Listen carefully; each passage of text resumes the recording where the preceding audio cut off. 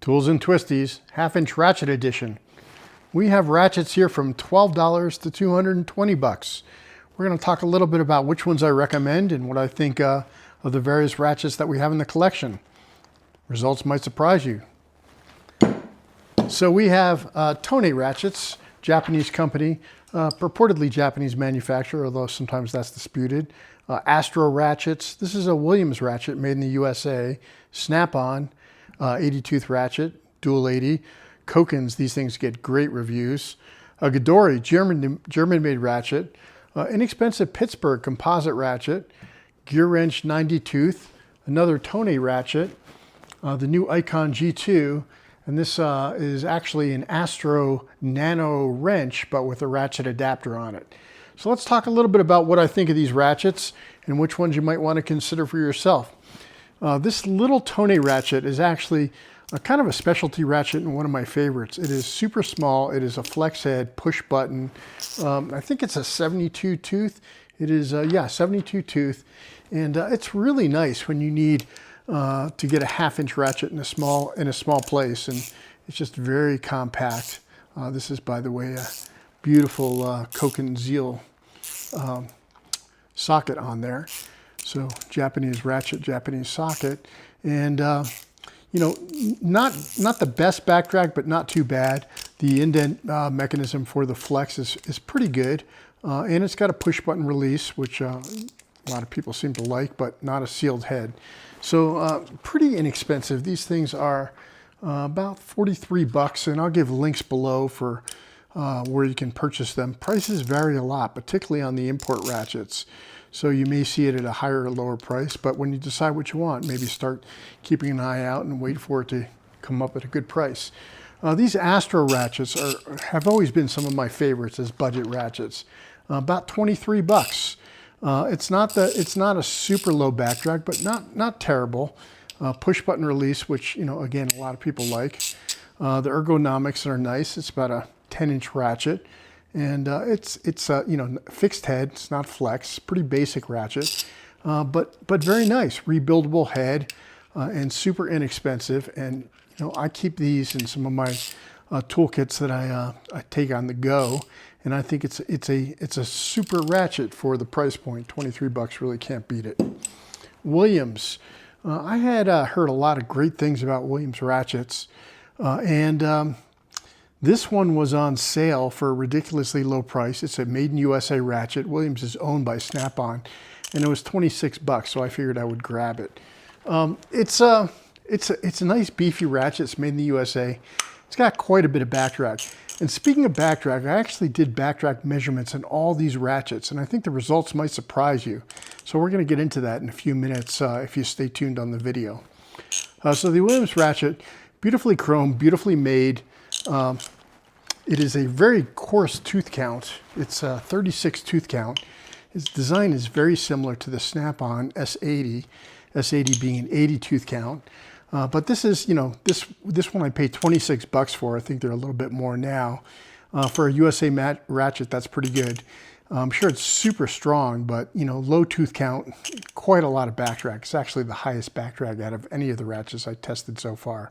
And we'll get into that in a few minutes. Snap-on, it's a thing of beauty. 80 tooth, super low. This was the second lowest back drag of all the ratchets we tested. It's beautiful chrome. You can just hear it's super quiet, super smooth. I love this ratchet, but it is not inexpensive. I think this one is 207 bucks.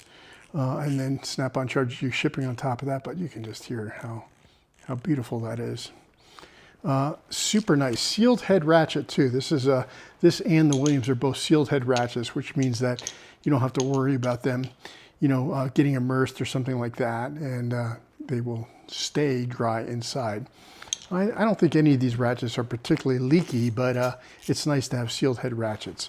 So again, these are all pretty much non-flex, you know, about 10 inches. Some, they vary a little bit from like 9.5 to 11 inches, but they're all similar sizes. You know, going back to this Astro, one thing I'll point out is how small the head is compared to many of the others, which again comes in handy. For a budget ratchet, it's really nice having that compact head. So Williams Snap-on. One of my favorites, the Koken, another compact head ratchet. This one had the lowest back drag in the test. You know, not surprising. It is known for low back drag. This is a non-push button version. We'll throw a Koken socket on there because, you know, hey, it's a Koken. And, you know, the Koken stuff is really just super well engineered, feels great in your hand, beautifully made, just well engineered. Everything about it is something to like, except maybe the price. And the prices vary quite a bit. I'll have a link below to Koken USA and a discount code where you can get a 10% discount off Koken, any Koken ratchets or any Koken tools with the discount code. You can see the head is definitely smaller than the Snap-on, super smooth. Again, you know, no flex, not a super long ratchet, just sort of your basic 1/2-inch ratchets. And that's really what all of these here are until we get into some of the longer ones. And that's what I use most of the time. I really don't want a flex head most of the time unless I need a flex head for some particular reason. I don't want a super long ratchet most of the time unless I need one for a particular reason.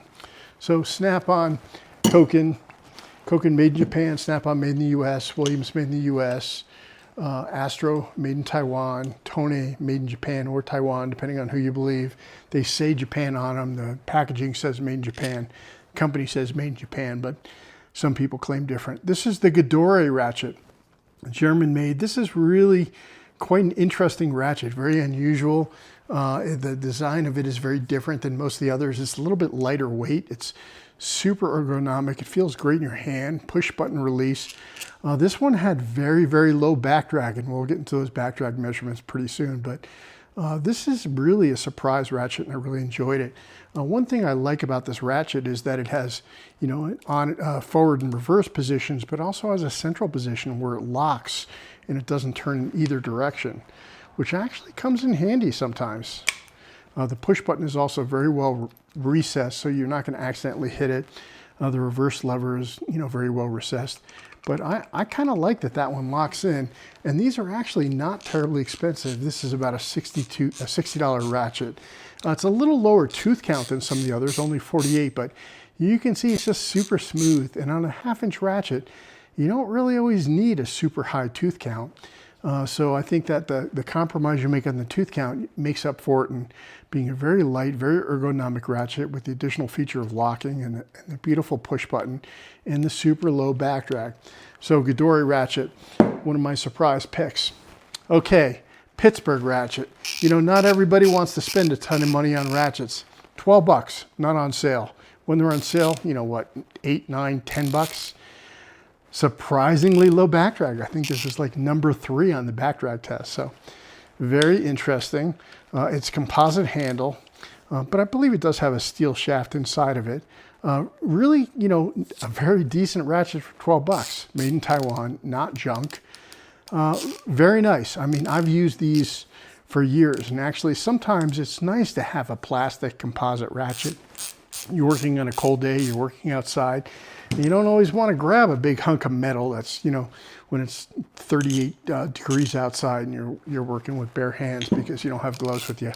This is really, you know, pretty decent ratchet for 12 bucks, and, you know, don't, lifetime warranty. Some of the Quinn ratchets, the Quinn sealed head ratchets, you know, I don't have one in 1/2-inch. I wish I had one for this review, but the Quinn sealed head ratchets are actually quite nice as well. But don't underestimate these little Pittsburgh ones. You know, is it going to be the strongest ratchet out there? I don't know. 72 tooth, very smooth, low back drag. Well, here's the Gearwrench, 90 tooth, and Gearwrench has lots of fans. I will tell you, I am not one of them. Every time I pick up a Gearwrench ratchet, I'm kind of like, so-so. It's actually extremely similar to the Quinn ratchet. And, you know, it's funny because I like the Quinn and I don't like the Gearwrench. And I think one of the reasons is the Quinn's like a $30 ratchet, $25 to $30. And this is an $80 ratchet. To me, not worth it. It's not a sealed head. It's got pretty high back drag, one of the worst in the test. It just doesn't sound that great.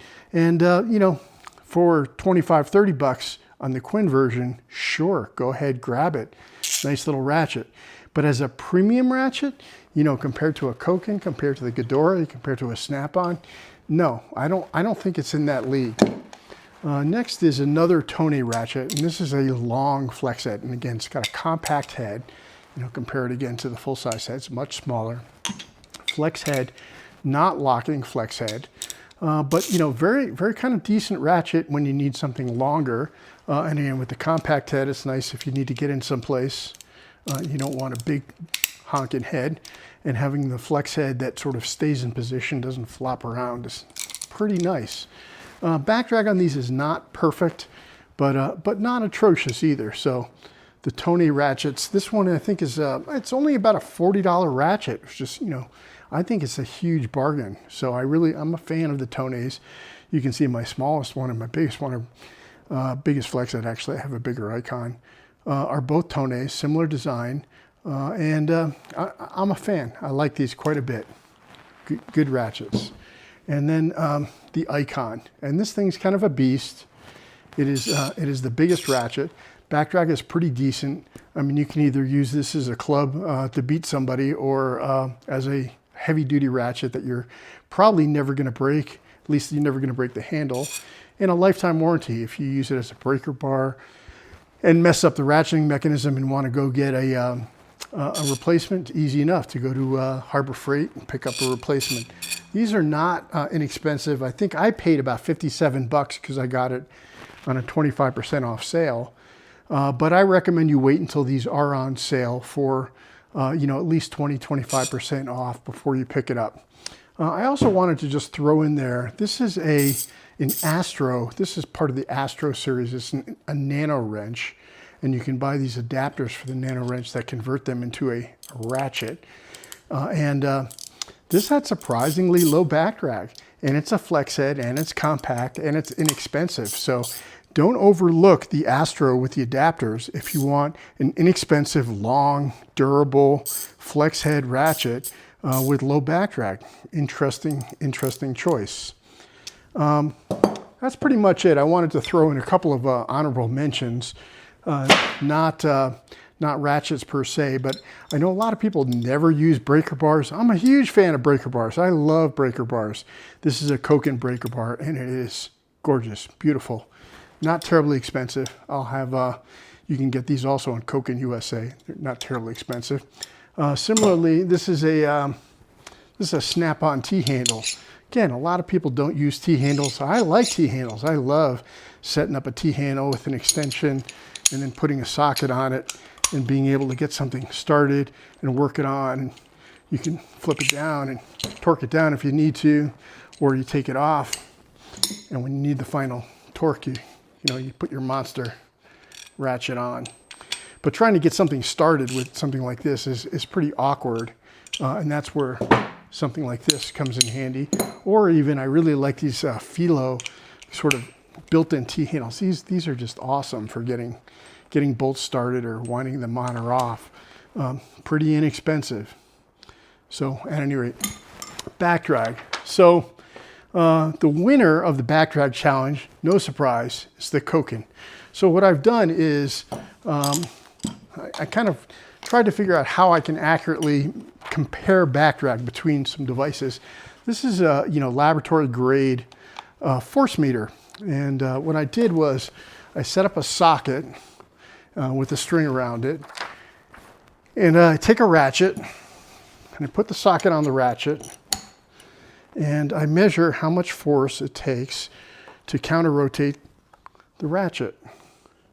So we set it to 0, put it into hold mode, and you can see it's like nothing. 0.25 on the gauge. It's like nothing. It's like butter. So now if we take that, that's one of the best ratchets we have.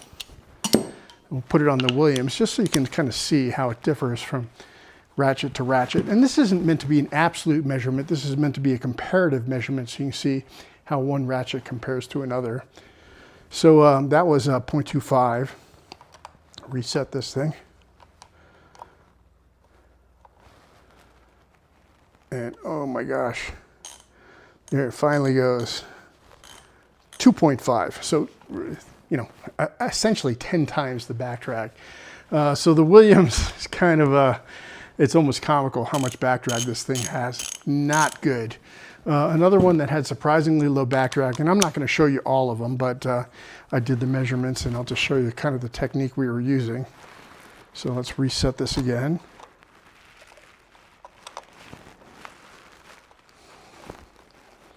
Oops, I have it in the wrong position. Reset. Very low back drag, almost as low as the Koken. Really surprising. This ratchet really surprised me. So at any rate, here are the results. The Tone had 1.0, Astro 1.2, Williams was the worst. When I measured it before, it was 3.2, even worse than when I did it now. Snap-on 0.9, pretty good. The Koken 0.25, that's the winner. The Pittsburgh 0.8, it was lower back drag than the Snap-on. The Gedore 0.4, number 2 in the sort of testing. Gearwrench 1.0, nothing great, nothing special. Tone, the big Tone was 1.1, so you know it's not really a super low back drag ratchet, but not too bad. And the Icon was also about 1.0. You know, some people will say you could open them up, you can relube them, you can reduce the back drag, you can clip springs. These are all as delivered. The Astro, this was surprisingly low, 0.5, one of the lowest of the ones we tested. And then I also tested an old Gearwrench that I had, an older lower tooth count Gearwrench, this one here. And this one was pretty bad too, like 1.3. So, you know, let me know in the comments what you think of the review, which ratchets you like, or what are your favorites. You know, I think that the Gedore is a great, if you want an interesting ratchet to add to your collection. I love the fact that it locks in the middle. Great thing to add. I always love the Kokens. Snap-ons are wonderful if you can afford it. The Williams, you know, it was a little bit of a disappointment, quite honestly. I heard such great things about them. And I don't mind a low tooth count. I mean, you know, this Gedore is a low tooth count, but this one's super smooth and low back drag, and this thing is just, you know, I don't know, not very good.